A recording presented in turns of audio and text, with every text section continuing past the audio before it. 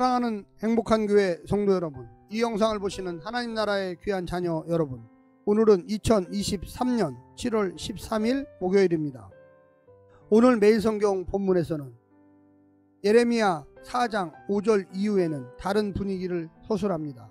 이스라엘이 회개한다면 구원의 가능성이 열리는 듯 보였지만 5절 이후에는 다시 북방에서 오는 대적을 서술합니다. 이러한 묘사는 이스라엘이 회개했음에도 하나님의 심판은 멈추지 않았음을 암시합니다. 다가올 적으로 인해 예루살렘은 에워싸일 것입니다. 오늘 본문을 나누어 보겠습니다.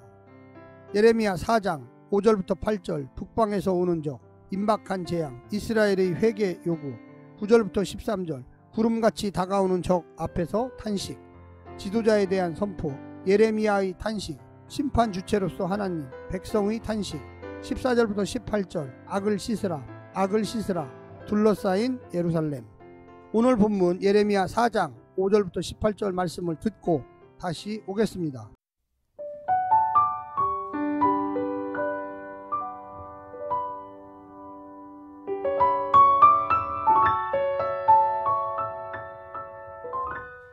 너희는 유다에 선포하며 예루살렘에 공포하여 이르기를 이 땅에서 나팔을 불라하며 또 크게 외쳐 이르기를 너희는 모이라 우리가 견고한 성으로 들어가자 하고 시온을 향하여 깃발을 세우라 도피하라 지체하지 말라 내가 북방에서 재난과 큰 멸망을 가져오리라.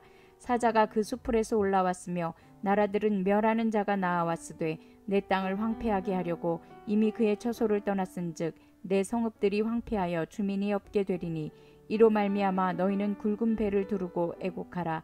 이는 여호와의 맹렬한 노가 아직 너희에게서 돌이키지 아니하였음이라. 여호와의 말씀이니라. 그날에 왕과 지도자들은 낙심할 것이며 제사장들은 놀랄 것이며 선지자들은 깜짝 놀라리라. 내가 이르되 슬프도소이다. 주 여호와여, 주께서 진실로 이 백성과 예루살렘을 크게 속이셨나이다. 이르시기를 너희에게 평강이 있으라 하시더니 칼이 생명에 이르렀나이다.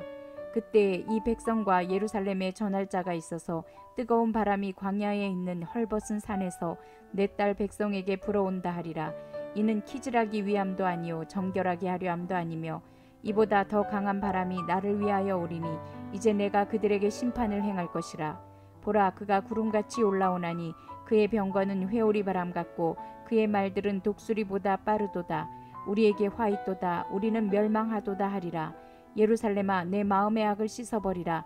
그리하면 구원을 얻으리라. 내 악한 생각이 내 속에 얼마나 오래 머물겠느냐. 단에서 소리를 선포하며 에브라임 산에서 재앙을 공포하는도다. 너희는 여러 나라에 전하며 또 예루살렘에 알리기를 애워싸고 치는 자들이 먼 땅에서부터 와서 유다 성읍들을 향하여 소리를 지른다 하라. 그들이 밭을 지키는 자같이 예루살렘을 애워싸나니 이는 그가 나를 거역했기 때문이니라. 여호와의 말씀이니라. 내 길과 행위가 이 일들을 부르게 하였나니 이는 내가 악함이라. 그 고통이 내 마음에까지 미치느니라.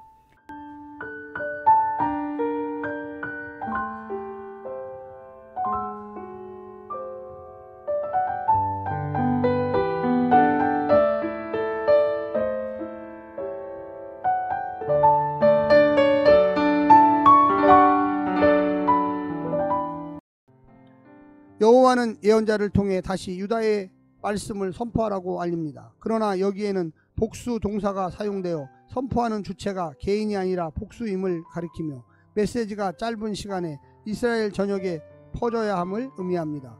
적이 이스라엘 목전에 임박했기 때문입니다. 본문은 요시야 시대를 배경으로 하므로 북방에서 오는 대적은 신흥국가인 바벨론을 가리킬 것으로 보이는데, 바벨론은 주전 612년 아수르의 니느웨를 함락하고 갈그미스 전투에서 아수르와 애굽의 연합군을 격파하며 이후에 남유다를 지나 애굽으로 진격할 것이기 때문입니다. 오늘 본문을 세 부분으로 나누어 자세히 설명드리겠습니다. 첫 번째, 견고한 성으로 들어가라. 거짓 신학에 취한 자들은 안 믿겠지만 심판이 임박했습니다. 이 경고를 믿는 자들은 어서 여호와를 견고한 성으로 삼아 그분에게 피해야 합니다. 그들이 한 번도 경험하지 못한 큰 재난과 멸망이 임할 것입니다.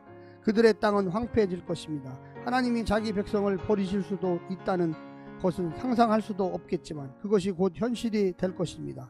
이제 간단한 요식행위로 하나님의 분노를 가라앉힐 수 없음을 인정해야만 합니다.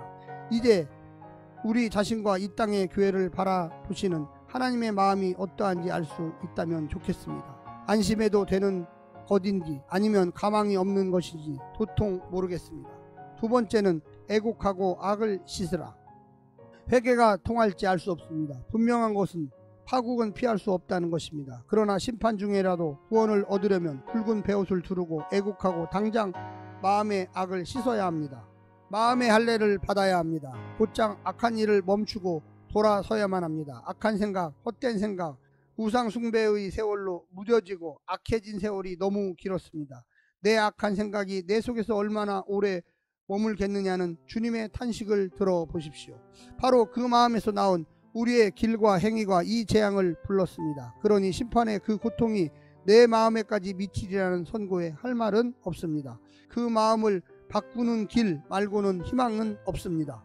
마지막 세 번째, 하나님이 크게 속이셨나이다. 선지자는 슬프도 소이다 라고 하며 탄식합니다. 그 슬픔의 원인이 무엇입니까? 놀랍게도 하나님께서 이 백성과 예루살렘을 크게 속이셨기 때문이라고 합니다. 하나님을 속인 것은 이스라엘이 아니었습니까? 선지자는 평안할 것이다 라고 선포한 거짓 선지자들에게 속은 것에 대해 이 백성이 탄식하는 것을 대변하고 있는 것입니다.